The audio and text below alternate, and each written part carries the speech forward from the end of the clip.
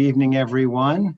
Wonderful to see some familiar faces. On my screen, I see Nancy and Lorie and Robin. So wonderful to have everyone with us tonight. This will be entirely in English from me, except for this welcoming statement to our Spanish-speaking colleagues and friends. Por los participantes latino, bienvenidos al Instituto de Líderes.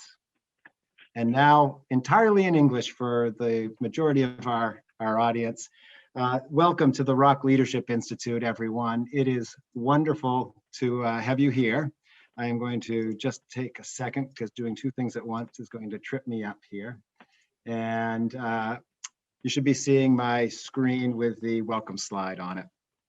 So welcome everyone, and thank you for joining us online for the 2021 ROC Leadership Institute.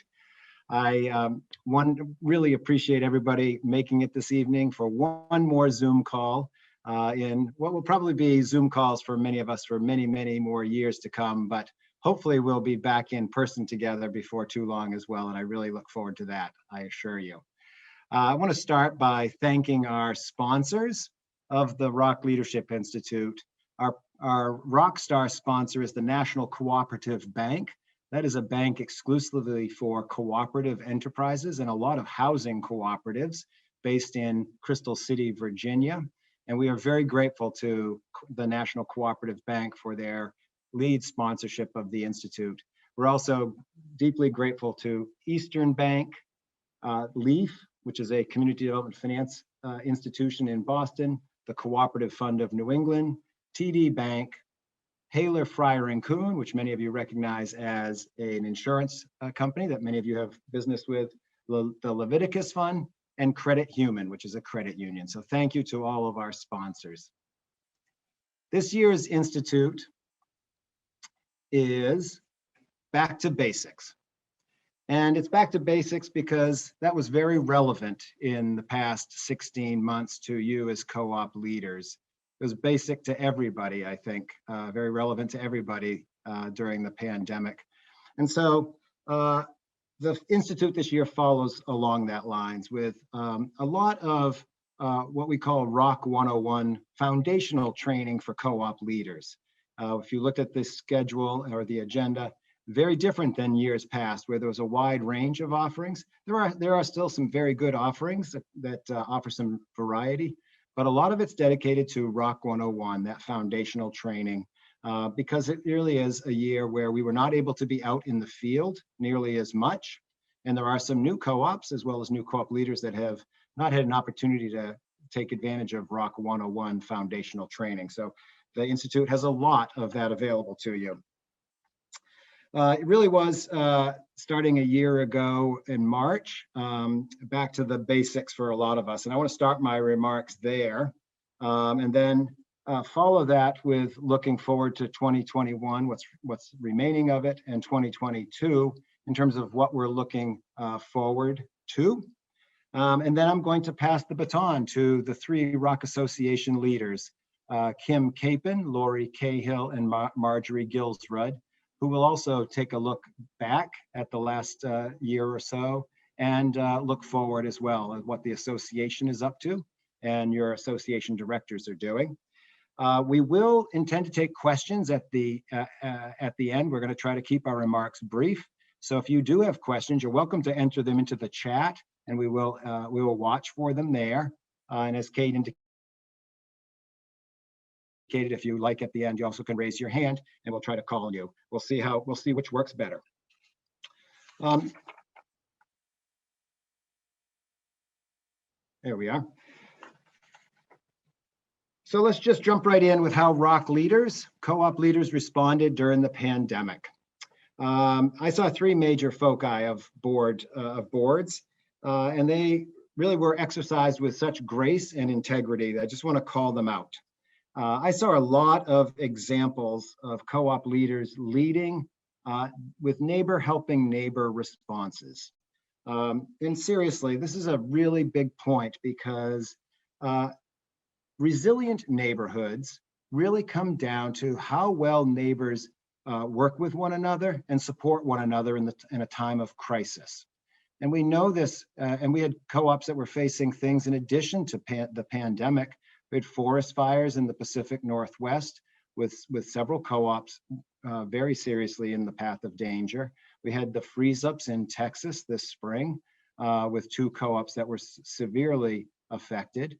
And in every case, I saw co-op leaders leading the neighbor helping neighbor response.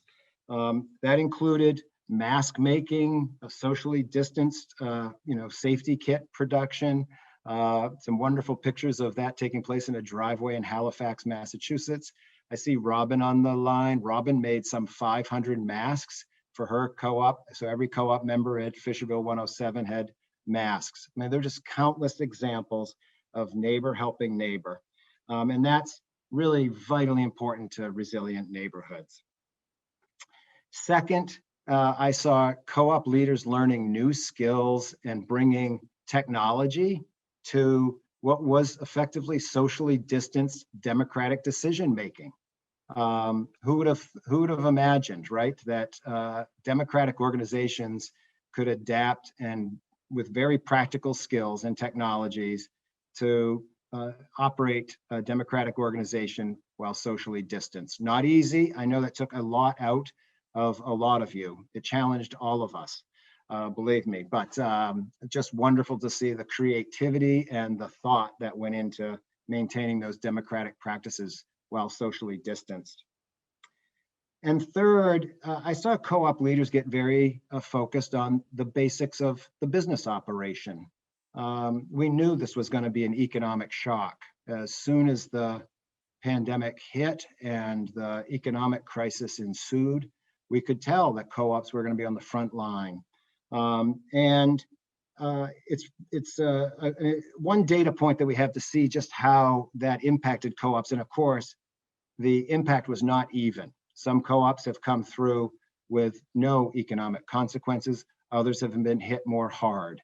But across ROC USA Capital's portfolio, just for some context, accounts receivable, late rents for its 92 borrowers has hovered in 2019 around 2.7% of revenue, and in 2020 rose to 3.5%.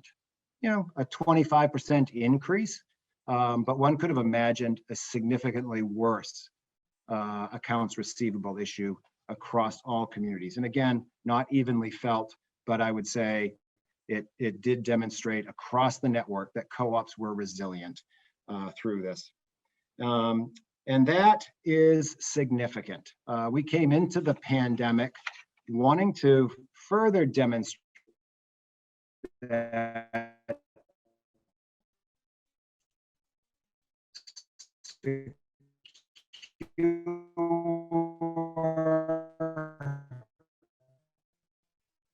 resident communities are resilient, and that skills, but bring additional thoughts and ideas and resources to your neighborhood.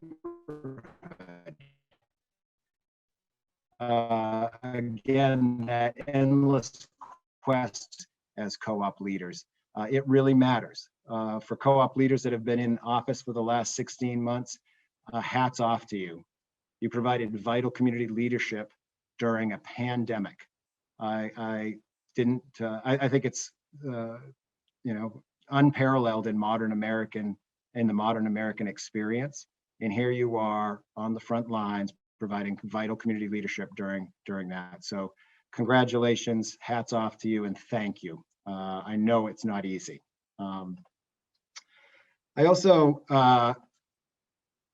when the pandemic first hit, I looked at what ROC USA and ROC USA Network and ROC USA Capital could do to stand shoulder to shoulder with the co-op communities that we support.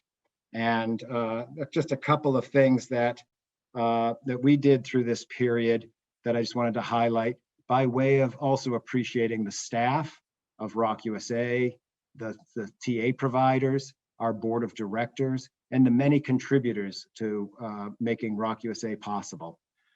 So one of the things we did early on is we stood up the COVID-19 site rent fund for any co-op member that was diagnosed with COVID, and additional assistance for those that were hospitalized. And there were some months there that it looked like it was pretty intense. Our stats kind of followed the national trend when it came to peaks and valleys in this. But the association and ROC USA made a total of 44 site fee grants to affected members for just under $30,000 total. And to me, we were there representing better together, standing together during a crisis. TA providers also through this period, helped co-ops leverage what state resources were available, and including rental assistance and special grants, and helped make connections for communities that were organizing food drives and farm-to-table efforts. So technical assistance providers really adapted pretty quickly and shifted into what the need was, which is really helping co-ops focus on the core business issues and finding what resources they could bring to their neighborhoods. TA providers also in this socially distanced decision-making with some co-ops stepped right up and helped on the technology side, the training, how to use Zoom to get together and make decisions socially distanced. Our primary role as technical assistance providers really is as trainers and coaches, but there are times when you just step up and meet the need, and this technology need was certainly one of them. I'm also proud of ROC USA Capital's efforts. It did something unique among all community development lenders that I'm aware of. So for its 92 borrowers, it made available a 0% deferred principal liquidity loan product. As I said, some co-ops were affected more than others by rent losses due to job losses. And ROC USA Capital has provided a handful of liquidity loans to the co-ops most in need. And that to me is one of the values of working with a community development lender that's very attuned to your needs. Fortunately, the need was less than I worst feared back in March of 2020, but the product was used, is in use. And I am deeply appreciative for the ROC USA Capital team that stepped up to put that together and really stepped up communications with borrowers. Past deep recessions have presented co-ops with economic shocks. I mean, real risks, right? But none were as risky as the pandemic. And it was true that co-ops absolutely, were resilient through this, but also it was true that a few needed a little extra help. The principle of our lending has never changed, and it shows up in every loan that ROC USA Capital makes. Some people don't make the connection, but it's worth stating that the lender's interest and the borrower's interests are actually the same. The lender wants nothing more than for the borrower to be successful and successful in repaying its loan. That's the start and stop. Not all banks always operate that way, but as community development lenders, that's how we need to behave. That's the right way to behave. And that's what we've been doing. So it was across these three pillars here: public health and neighborhood resilience, neighbor helping neighbor, the socially democratic decision-making at a distance, and good business focus, both in all things that individual co-ops did and technical assistance providers and ROC USA Capital and community development lenders did. It's the combination of that that has meant that not a co-op has suffered the worst fear, which is collapse or a sale or a loss of the community through this pandemic. And surely it's not over with yet. We have some ways to go. But I'm excited that neighbor helping neighbor once again demonstrated that co-ops are strong and resilient. And I thank everyone here and in each co-op and in each technical assistance affiliate for making that possible. Next, I just want to touch briefly on what the next 6 months or so here in 2021 and 2022 include for significant strategies. And also note here that at next year's Leadership Institute, which I wholly intend will be held in person, will include the strategic planning process for ROC USA. And for past attendance of Leadership Institutes, you know that we engage you, Leadership Institute participants, in the actual development of the strategic plan. It's another way that we ensure that this organization is rooted in the communities we serve and in your perspectives, so that it will be a part of the 2022 ROC Leadership Institute, the ROC USA strategic plan. These items all stem from the 2018 strategic plan, which we will be extending to get ourselves to 2022. First, we've just recently launched the Ownership Matters podcast. Mike Bullard and I, Mike is our communications manager, known to many of you who've attended past institutes. Mike and I launched the Ownership Matters podcast a few weeks ago. If you go to ROC USA's website, that's rocusa.org, and you go to the upper right, you'll see podcasts, and you can listen to any variety of podcasts.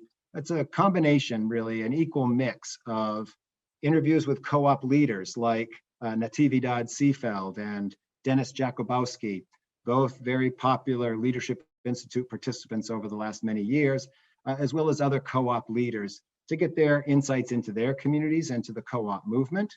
And then the other half of interviews are with individuals from the ecosystem, what I call those organizations around ROC USA and resident-owned communities that are contributing, providing resources that have insights into resident ownership.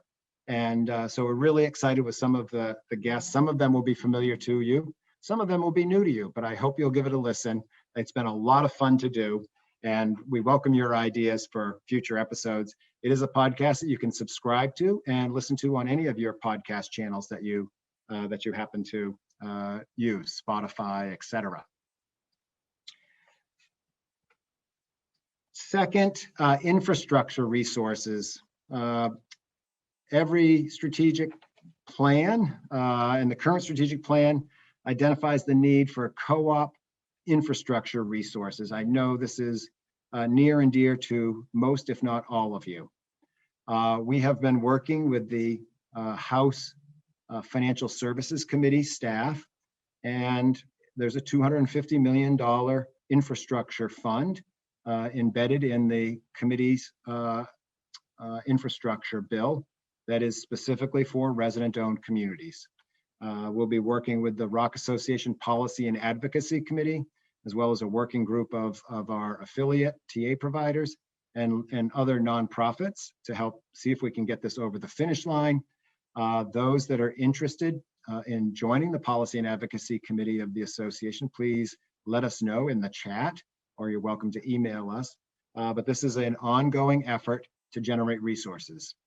There's also some purchase resources, as well as a fix to the USDA Water and Sewer Grant and Loan Program that are on the short list for the Policy and Advocacy Committee. I see Bill Hodgson here from Maine. Bill is an active member of the Policy and Advocacy Committee, as well as Marjory, Kim, and Lorie, perhaps others, and I just don't see your faces. Third, the pandemic led you and TA providers and ROC USA, hence the Institute Online, to innovate with online training and learning, as well as peer networking. So we are making a very significant investment this year and next and going forward in online training and peer-to-peer networking. Again, that co-op leaders, the opportunity for co-op leaders to get together with one another and share information. We know how powerful that is. And so we've brought in some new talent to lead the way.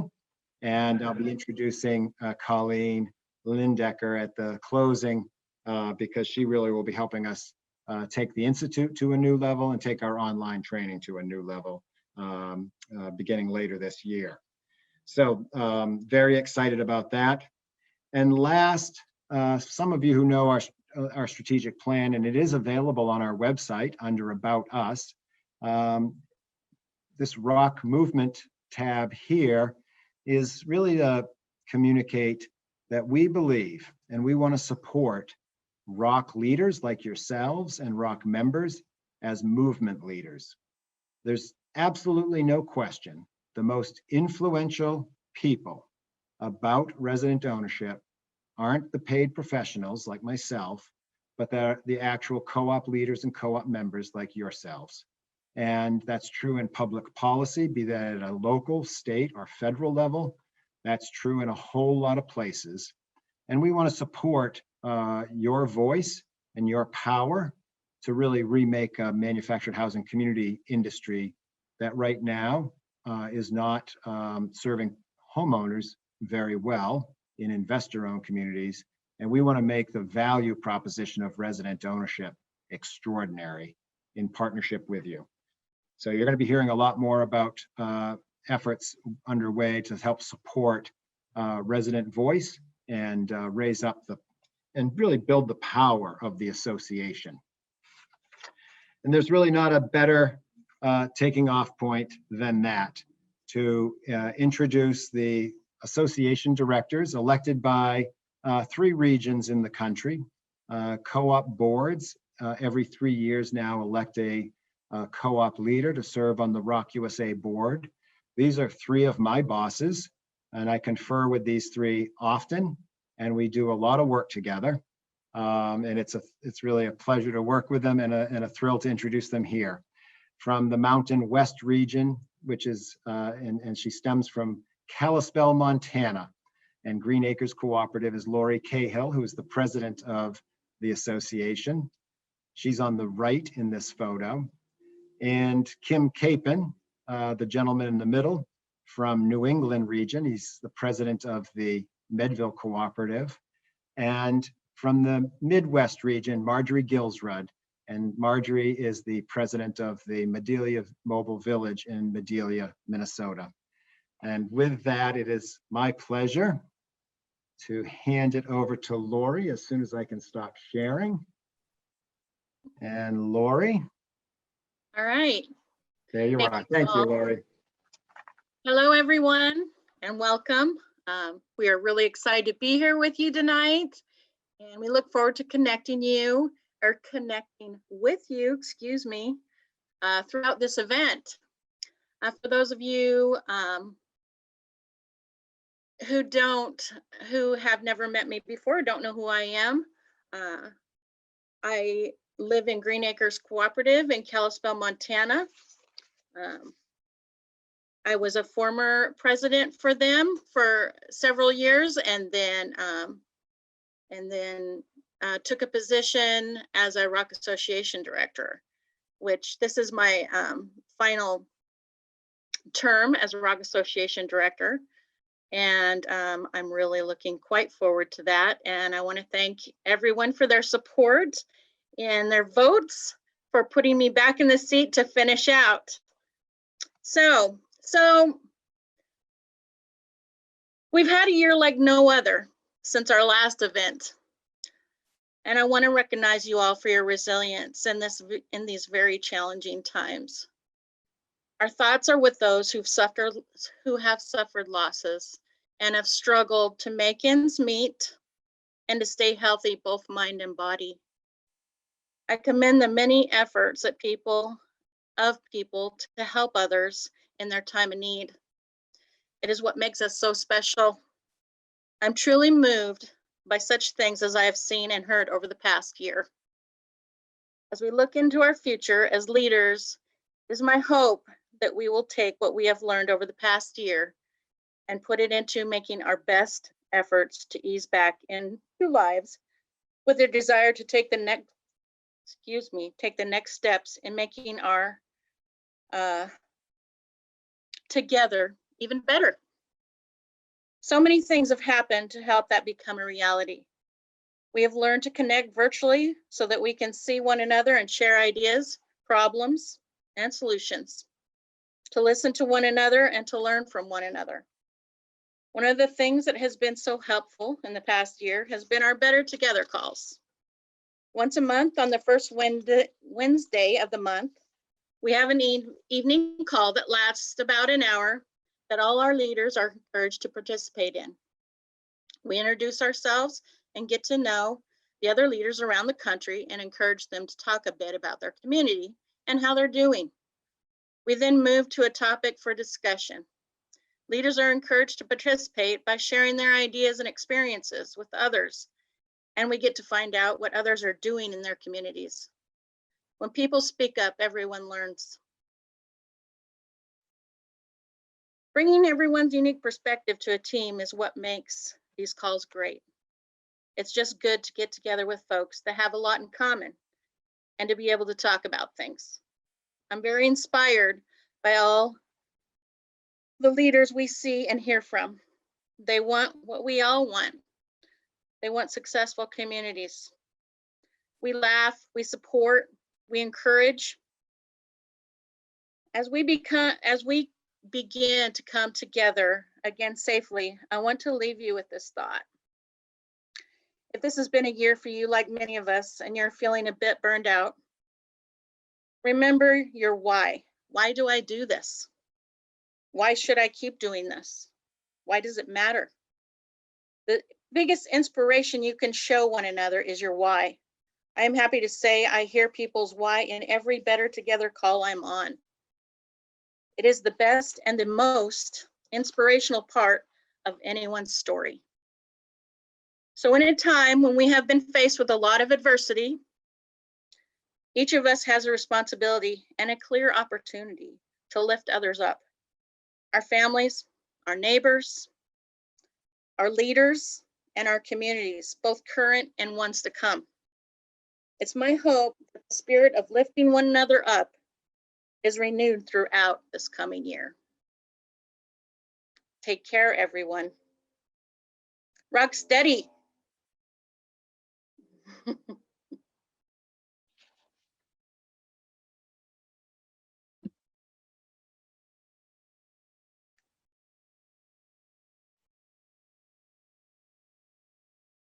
Wonderful, Lorie. Rock steady indeed.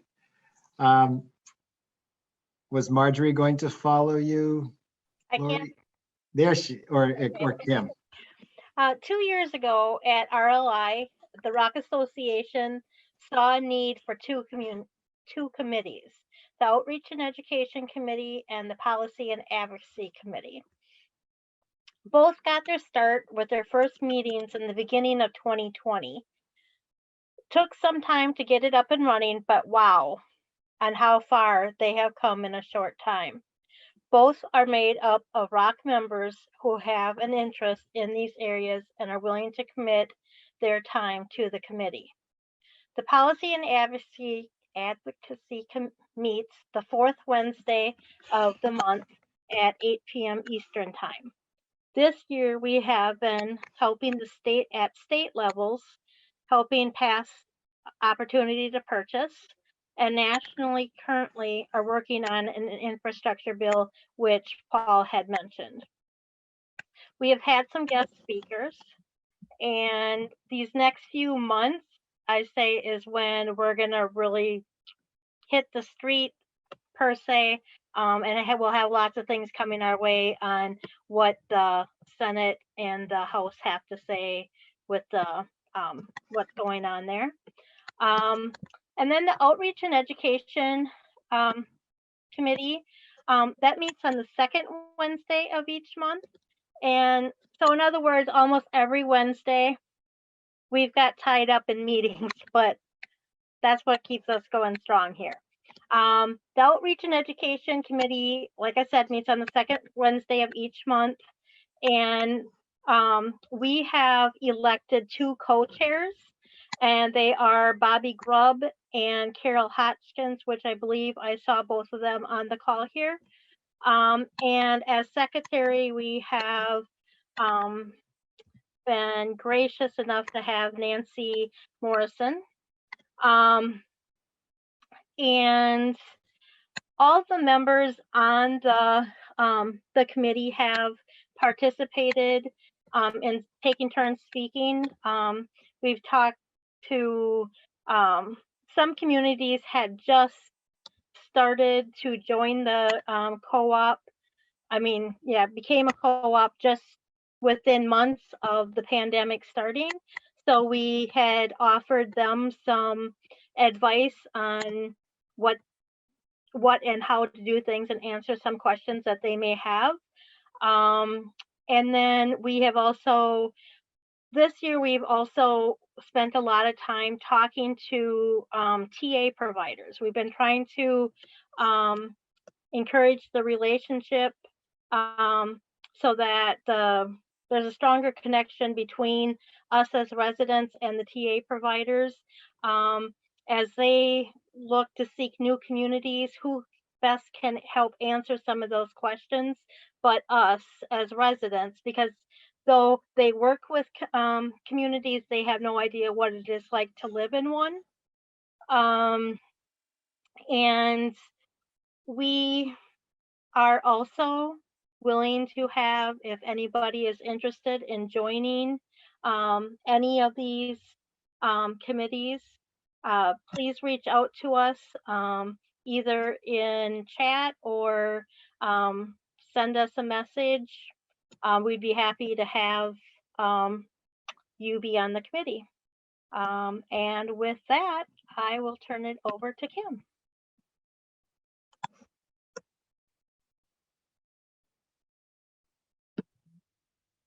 Welcome, everyone, and thanks for joining us for this start of RLI. I'm here to talk a little bit about community engagement. It has been a rough year, but there's some silver lining in what's happened in the last year and a half, and one is that we've learned some new skills about communicating. We've learned how to run a virtual meeting.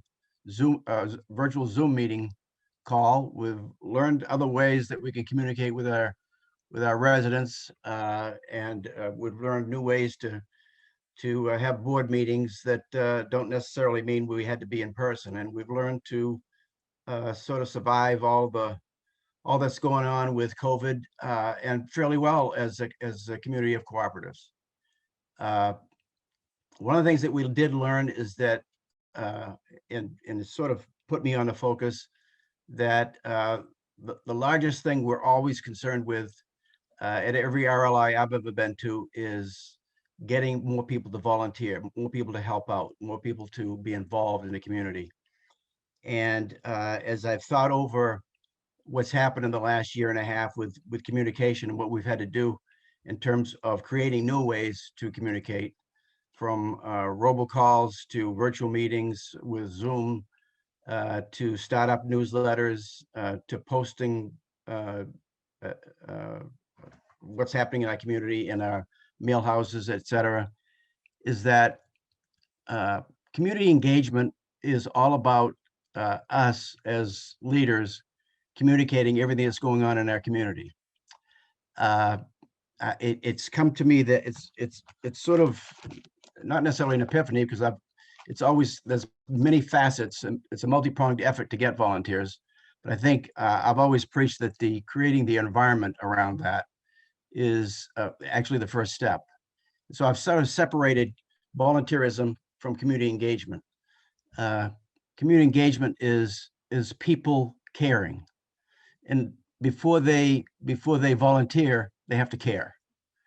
And so one of the things that's coming down the pike in terms of effort on my part is to talk more about and find better ways that we can communicate and to sort of emphasize the importance of communication and transparency with boards to members, because the more you bombard them with information about what's happening in the community, sooner or later they start absorbing that, they start thinking about it. If they think about it and they hear it and they read it, then they start caring.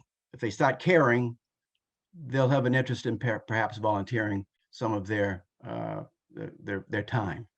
And so we've learned a lot about different ways that of adding different ways to communicate. But I think one of the things that I'm advocating is that we all take a step back and think about how much we're communicating to the people in our community, and the many ways that we have to communicate, because not everyone hears the message from one medium. They hear it in newsletters, they hear it in posted in your mail house, they hear it from emails, they hear it, they hear it from a Facebook account that you might have in your community. And the more ways you can communicate, the more power you have in terms of people listening to your message, listening to what's happening in the community. If they hear what's going on in the community, it sort of stops the rumor mill, as well as it enhances the opportunity for them to start caring. And if they start to care, they just might want to volunteer some of their time. And I think that's the basics of creating their environment. And that's sort of what I'm going to be pushing for in the coming year, is that we do a better job of being transparent and making sure that everything that happens in our community, we find ways to make sure everyone has an opportunity to be aware of that. So in any case, I think that as we take a step back and look at where we've come from, and to understand that we need to go from a passive stage of engagement to an active stage of engagement, and that is, if we can get people to be either people are not engaged at all, they don't care, or they start caring because they start hearing and they start wanting to know more, and then they become actively engaged. And so, in any case, more about that as time goes on, because that's going to be my mission for the next 6 months and beyond. But I have 6 more months as a ROC Association Director. I'll fulfill my 6 years of working with you, and it's certainly been a pleasure. And I so am looking forward to seeing you in person again next year.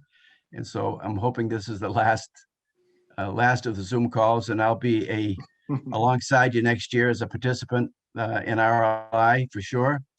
And I look forward to being helpful in any way that I can through all of the committees that we have. And so enjoy the rest of these next few weeks of learning about how better to be good leaders in our community. So thank you. Thank you very much, Kim, and thank you, Marjory and Lorie. Very, very good. Much appreciate the little look back and the appreciation for people's service, and real emphasizing the Better Together calls, which have been growing and may need to multiply, because there's a point at which too many people on the call doesn't give people time to talk. So that's a wonderful thing. That's a wonderful problem to have. And I couldn't echo Marjory's comments any better than she did, but the committees are really starting to pick up and showing real promise. And as Kim noted pretty directly, but let me put a real fine point on it here. Kim will have served his 6 years and reaches his term limit at the end of 2021. So the New England seat for the association will be open, and that election will take place this fall. So any New England representatives that are interested, you're welcome to ask Kim or Lorie or Marjory, or in fact, Nativi Dodd is a former association director, as is Colleen Preston and Liz Wood. And feel free to reach out to any of them. I'm sure they'd be happy to talk to you about their experiences as an association director. So, so Kim, and Kim's just signaling that this member engagement piece is really some legacy work for Kim. He wants to take this into his post-board service and continue to lead and be a thought leader around community engagement and participation. So just do it, says Nativi Dodd. Just do it. All right. Great. Well, I'm really interested to see if anyone has any questions. I don't see any in the chat. Again, we'll welcome any questions from anyone. And I do realize it's late at night, and so no need to force a question, but if you have one, I'm going to go to my other screen to see if there's a hand raised. There's not.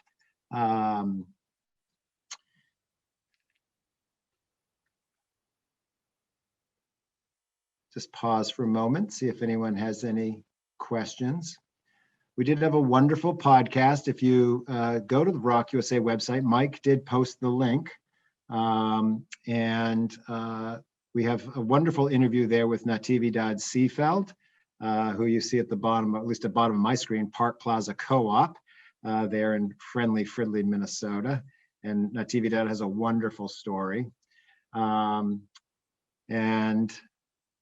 we also have posted a wonderful interview with Dennis Jakubowski and now another co-op leader, Tom Powers from out in Oregon. So if you have ideas, podcast guests that you would like us to have, feel free to raise that. Robin, you'll appreciate, we have a wonderful interview up with Julie Eads, who is the president of the New Hampshire Community Loan Fund. And she tells the 38-year history of resident-owned communities here in New Hampshire, dating back to the first co-op in Meredith, New Hampshire, back in 1984. And she has some wonderful stories that she shared with Mike and I. That is posted on the podcast page. We have a question. Lorie, it's a question about Better Together calls. A little further explanation. What are the Better Together calls? When do they take place and how does one participate? Oops, you're on mute, Lorie. Famous words from 2020. Oh, I know. Sorry about that. So the Better Together calls take place on the first Wednesday of each month. And they start at 8 o'clock Eastern time. They usually run between an hour and maybe a little over at times. And how we usually start is we introduce each other, and we usually have a little question like, what's something you're looking forward to doing after COVID? Something you're looking forward to getting back to doing, something like that. And then we usually have a topic that we pick out before the meeting. And one of us, the three of us directors, takes that topic and has some questions that they put out to the leaders. And we talk about some of the things. An example would be, let's see, we talked about what made you become a leader. We talked about good leadership skills on one call. And it's a really great way for us to talk to leaders all over and get a feel for how things are going out there. And they can ask us about our experiences, and we learn a lot of new things from the way other people handle things or do things or have learned. And then the end, we usually take any questions about what's been talked about, or if we need to talk more at the next call, then we do that, and then close. We're very comfortable. We laugh a lot. It's a good place to talk about things that we all have in common. When we get burned out, when we need some help, or some wins, things like that. So, Lorie, I'd also like to, can I add one thing? sure. Because we can also, too, it hasn't really come up yet, but let's say if you have a problem in your community and you don't know how to address it, and you can bring it up, and maybe somebody has went through that and they can tell you what they did, and then you can see if that would maybe work for you. So it can kind of be like a sounding board or a troubleshooter too. Yeah, the value of peer networking, you really see it in those Better Together calls. Absolutely. of all the trainings we've held over many, many years, the number one piece of feedback we get. I just love meeting other co-op leaders and hearing their ideas. So Mhm. our job is to help facilitate that and make that happen for you. I would just add one thing, Paul, in that, Yes, Kim. everyone attending this year's Leadership Institute, ROC Leadership Institute, if you've submitted an email address, you'll be added to the folks that will be invited to the July Better Together call. So if you're wondering how to get on the list, if you're attending this meeting, then you're going to be added to the list if you're not already on it for the future calls. And one of the questions is this for co-op leaders only, or is it also for members? Kim, or, yep. Yeah, I think there's the only requirement is that you're a member of a cooperative. There was a chat about someone loving Cabot cheese. So I think that was not TV Dodd. And so I just wanted to point out on our website, as I noted, the Ownership Matters podcast, and the latest podcast we just posted was with Cabot Creamery, which is a cooperative of dairy farmers. Many of us in the Northeast are very familiar with Cabot cheese. But specific to enjoying Cabot cheese, and it really ties to Kim's member engagement, member participation. If you click on episode 5 here, of course, you can listen to it straight from here. You can even read about it, and this will be done in Spanish in a short order. But down at the bottom, there's a if you listen to the podcast, you'll hear Roberta talk about the Volunteer Rewards Program. And this is really very cool for co-op leaders and co-op members. This is a volunteer rewards program that you submit your hours to. And I was talking with Marjory not that long ago while she was indulging in some Cabot cheddar, I think, and just loving it.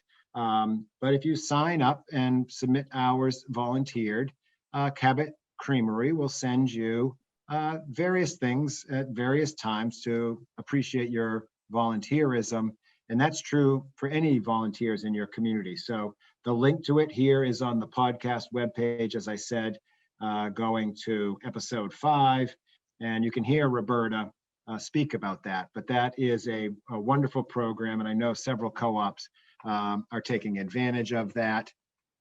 And even if it's just your board of directors, it's a great little reward program.